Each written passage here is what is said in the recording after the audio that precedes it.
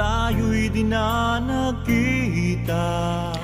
Magandang araw po sa inyong lahat, mga giliw naming tagapakinig. Narito na po ang huling yugto ng kasaysayan na itinampok namin sa linggong ito, dito sa ating dulang, Luha. Walang hiya ka! Sumusobra ka na! Pati magulang ko na nag-aalaga sa anak mo ay binastos mo? Paano naman kasi? Isinunod ba sa pinag-iinuman ko ang anak mo? Abay, napahiya ako doon. Wala namang nag-a-under sa'yo ah. Anak mo naman ang pinapaalagaan sa'yo. Oo, pero hindi na nila kailangang dalhin doon ng bata kung saan ako nakikipag-inuman. At lalong walang karapatan ng magulang mo na pagsabihan ako sa harapan ng mga kainuman ko. Benjo! Mga magulang ko nga hindi nila ako pinagsasabihan sa harapan ng mga barkada ko. Ang magulang ko pa kaya na hindi naman nagpalaki sa akin. Pwes, kung ayaw mong isunod ng inay ko ang anak mo sa pinag-iinuman mo, alagaan mo ang bata at huwag mo nang abalahin ang inay ko na mag-alaga sa bata dahil matanda na siya! Huwag mo akong sigawan dahil hindi mo ako pinapalamon. Bakit? Sino ba sa atin ang sumisigaw, ha? Sino? Wala ka ng respeto sa akin Baka nakakalimutan mong ako ang padre di pamilya. Kung ikaw ang padre di pamilya, panindigan mo ang pagiging padre di pamilya mo. Maging responsable kang asawa at ama ng anak mo. Tumigil ka! Benjo! Elsa, sorry. Walang hiya ka! Walang hiya ka! Elsa! Elsa! Elsa, buksan mo ang pintuan! Elsa!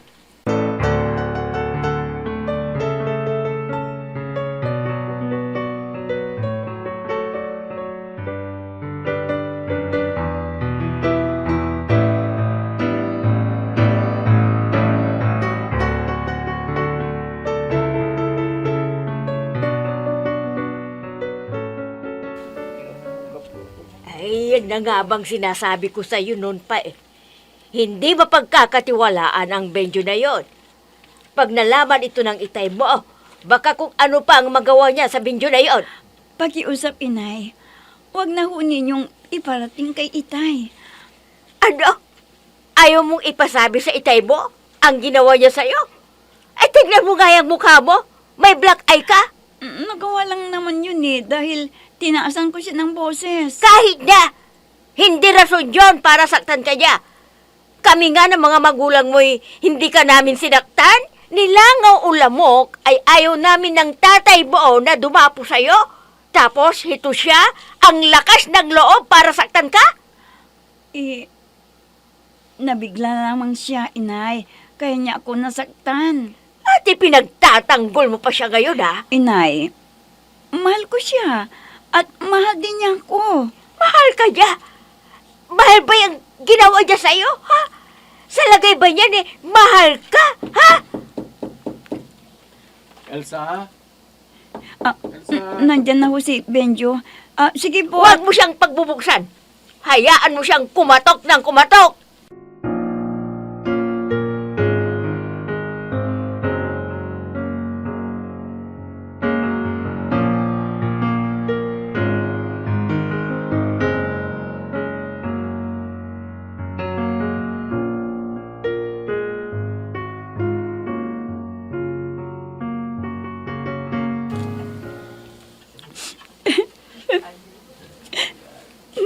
Sorry, hindi ko yun sinasadya.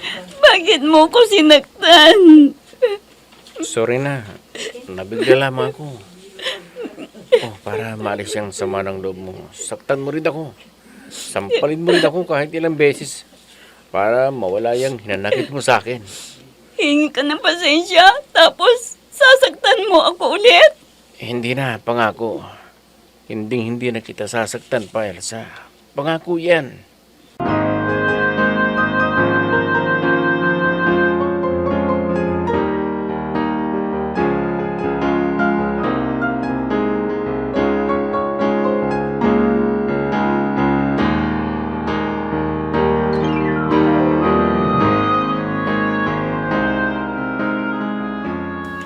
Oh, sweetheart, ito na ang uniform mo. At susuotin mo maligo ka na at ihanda ko na ang almusal natin para makakain ka pa bago ka pumasok sa trabaho. Yung anak mo, nasaan na? Wala na siya dito sa crib niya. Kinuha na ni inay para maalagaan ng kapatid ko dahil mamamalingke ang inay. Kaya papaalagaan muna niya kay Tricia. Hindi ba pwedeng ikaw na lang mag-alaga sa anak natin? Abay, hindi ka na kilala ng anak mo. Sweetheart, kung sa pag-aalaga sa anak natin ay gustong-gusto ko. Siwa namang nanay at makitang malayo ang anak sa kanya. Pero wala tayong magagawa dahil kailangan ko rin kumayod. Bakit? Nalilitan ka ba sa iniintriga ko sa'yo? Lahat naman halos ng sweldo ko ay binibigay ko sa'yo Sobra-sobra na nga ang sinasahod ko para sa pangailangan nating tatlo. Sa ngayon ay sobra-sobra pa. Dahil maliit pa yung anak mo, pero kailangang paghandan natin ang kanyang paglaki at ang kanyang pag-aaral. Kaya't ngayon pa lamang ay paghanda na natin ang kanyang magandang kinabukasan. Ang sabihin mo, gusto mo lamang ipamukha sa akin na naliliitan ka sa sinasahod ko.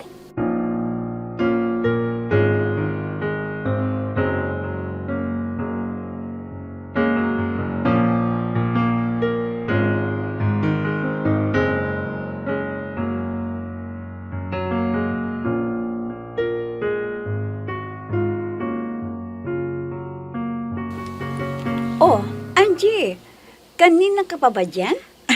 Oo, hindi mo lamang ako napansin dahil abala ka sa pakikipag-usap sa lalaking yon. Yun ba? Si Carlo yun. Naging kaklase ko sa high school. Teka.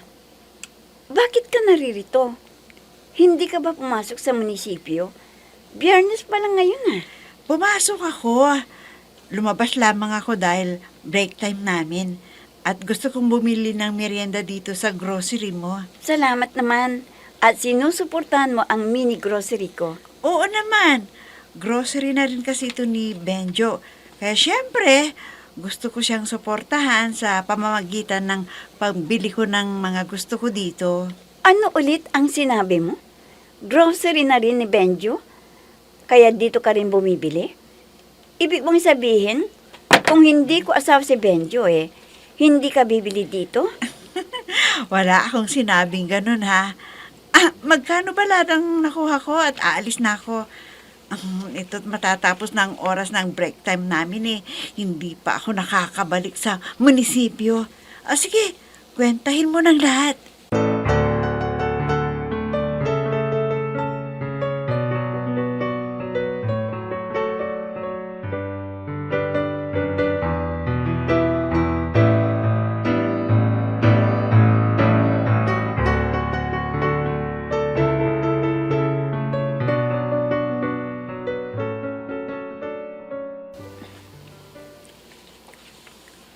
Bakit ba naman ba nabanggit mo na naman si Angie? May sinabi kasi sa akin si Angie Na ano? na sinusuportahan daw niya ang grocery dahil sa iyo. Ha? Oh, hindi ba maliwanag na may gusto siya sa iyo? Ano? Ang bihira ka naman, Elsa. Binibigyan mo ng mali siyang salita niya.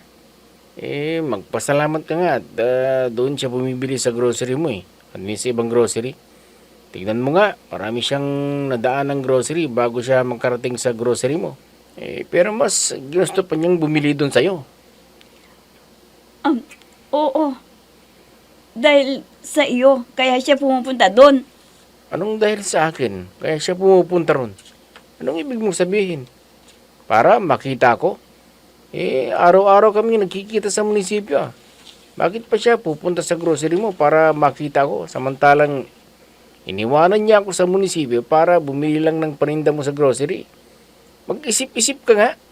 Walang kwentang bagay, pinapalaki mo.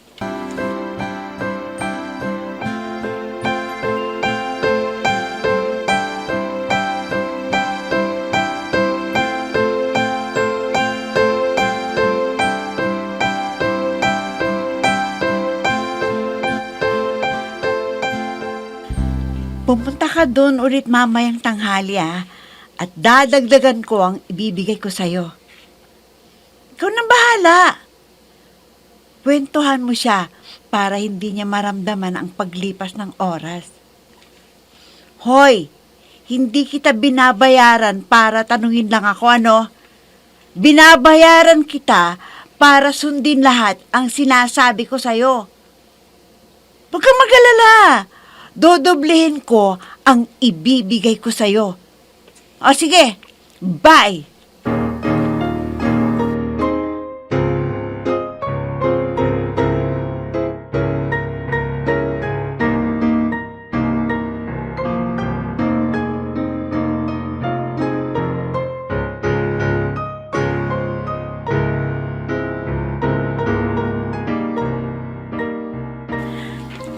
Sweetheart, nagugutom na ako. Pwede ba huwag mo akong tawagin, sweetheart, pag narito tayo sa munisipyo? Lumayo-layo ka nga ng konti. Mas lalo tayong pinaghihinalaan yan eh. Oo na. Naglalambing lang ang tao eh. Ano ba yun kasi? Nagugutom na ako eh. Sandali na nga lang. 10 minutes na lang. Lunch break na. Ayoko pumunta sa kantina. Akala ko ba nagugutom ka na?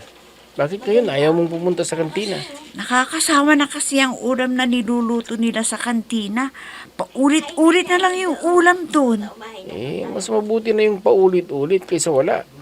Mas Magugutom gusto ka pa. kong, Juan, bumili ka doon sa grocery ng asawa mo. Gusto kong pumunta ka doon. Ha? Huwag kang pupunta sa ibang grocery. Basta ang gusto ko, doon sa grocery ng asawa mo. Nag-iisa ka lang.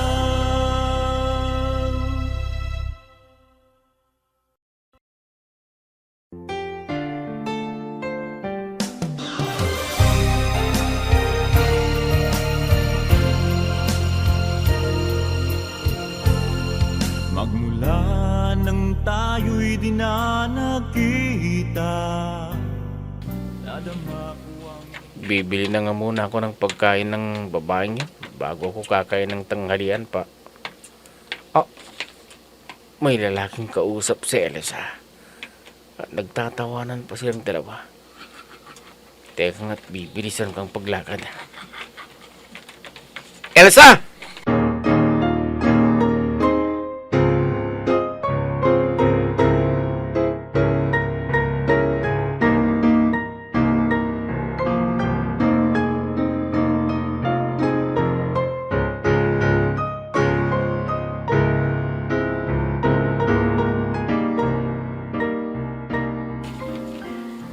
Ano ka ba naman?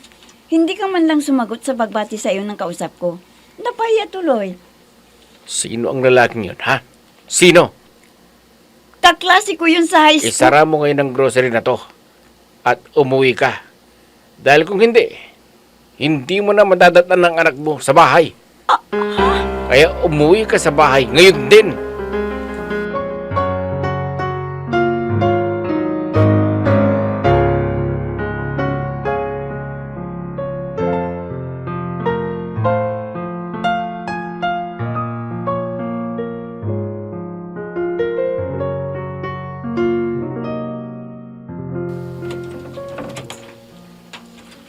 Kunwari nagseselos ka.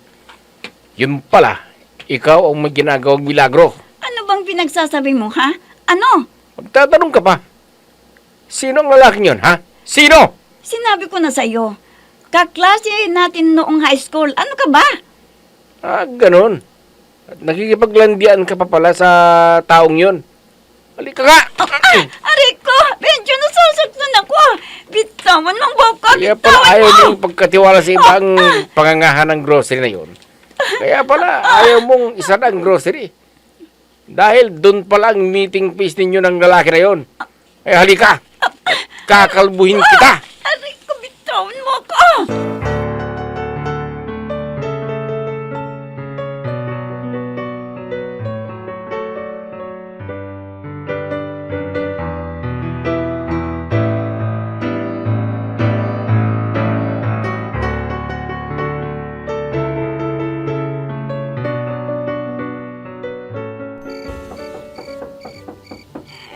Ano ba namang tao ito? Gabing-gabi na pumunta pa dito sa bahay. Naisturbo tuloy ang tulog ko. Inay, buksan ninyo ang pintuan. Ang anak ko pala. Bakit kaya? Gabing-gabi na nagpunta pa dito. Sandali lang! Oh, anak. Gabing-gabi na, nasugod ka. Halika, pumasok ka. Teka, umuulan ba? At nakatalukbong ka? Wala ka bang payong?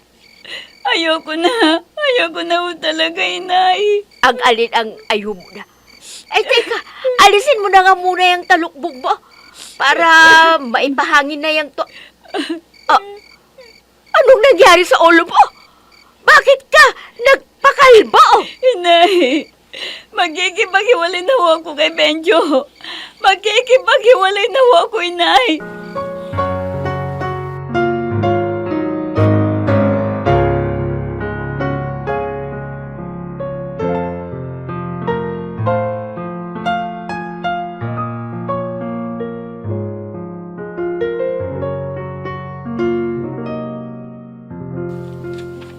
Puntahan mo ang asawa mo sa bahay ng biyanan mo at humingi ka ng paumanhin sa kanya at sa mga biyanan mo. Nagnenegosyo yung asawa mo tapos kinalmo mo siya, ha? Walang hiya ka. Anak, ang biyanan mong lalaki, may dalang itak. Lumabas ka sa bahay niya at hanapin mo ka! Walang hiya ka? Bakit mo kinalbongan ako? Sumusobra ka na! Ang alam mong sakta na walang kalaban-laban babae! Ako ang harapin mo para magkasubukan tayo! Bala maghunos dini ka. Bitawan mo yung itak na hawak-hawak mo at kausapin mo ng mahinahon ang anak ko. Huwag ka nang makialam dito, Balae! Dahil hindi ko mapapatawad ang ginawa ng anak mo sa anak ko!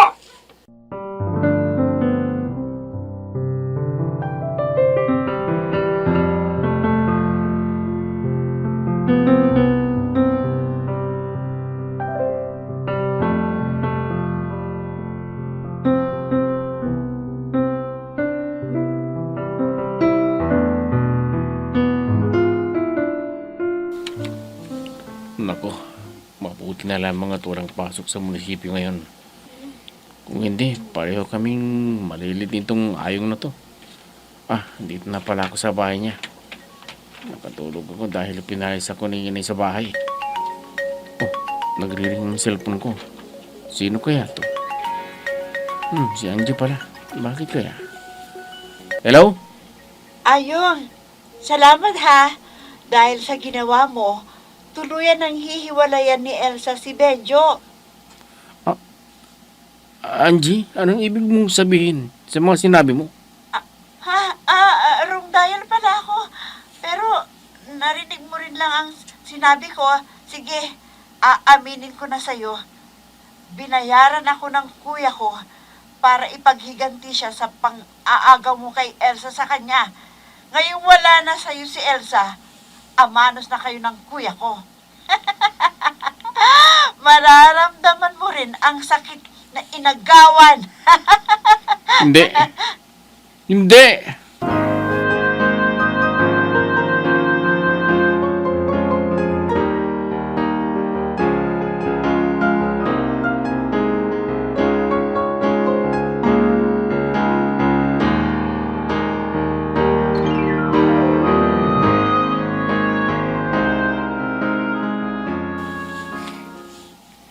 Inay, anong sabi ng asawa ko?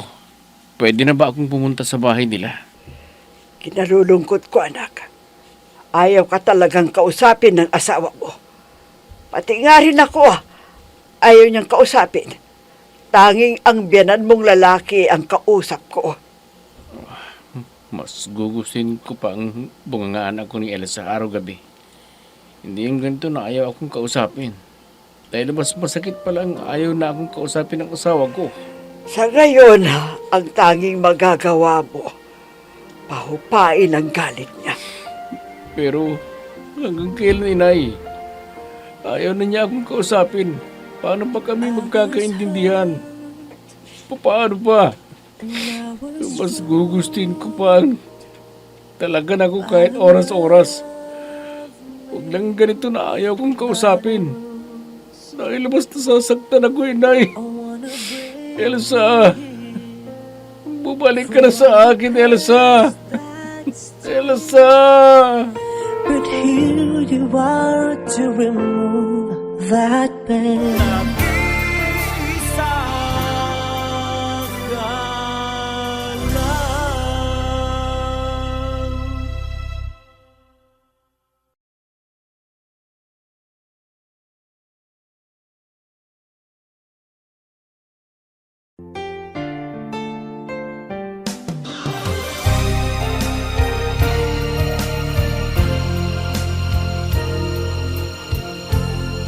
Magmula nang tayo'y dinanati. Magpasalamat tayo kung tayo sinusuway ng ating mga mahal sa buhay. Dahil ang tunay na pagmamahal ay may malasakit. Ang pagsuway sa isang mahal sa buhay ay hindi nangangahalugan ng pagkamuhi. Bagkus ito'y nagpapahiwatig ng malalim na pagmamalasakit. Dahil sa oras na huminto na ang panunuway ng isang tao at ayaw nang makipag-usap, tanda yun ng simulang pagsuko ng pagmamahal at pagsisimula ng puot sa puso. Mga giliw namin tagapakinig, diyan na po nagtatapos ang kasaysayan na itinampok namin sa linggong ito dito sa ating tula.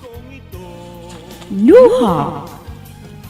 Mga nagbibigay buhay sa ating dula ay sina Mayra Abrehal Narnola, Susan Malikdan, Robert De Guzman, June Cabato, Emma Dalope, Andrea Solar, Ami Diaz, Jonathan Bravo, at si Oscar Ora. Technical Supervision at Musika, Oscar Ora. Nilapatan ng tunog ni Robert De Guzman, Willie Francisco. Sa panulat at direksyon, Eva Alcoriza. Inihahandog sa inyo ng F3 Recording Studio para sa Pambansang Radyo ng Pilipinas, Bombo Radio, Philippines. Buong buhay kong ito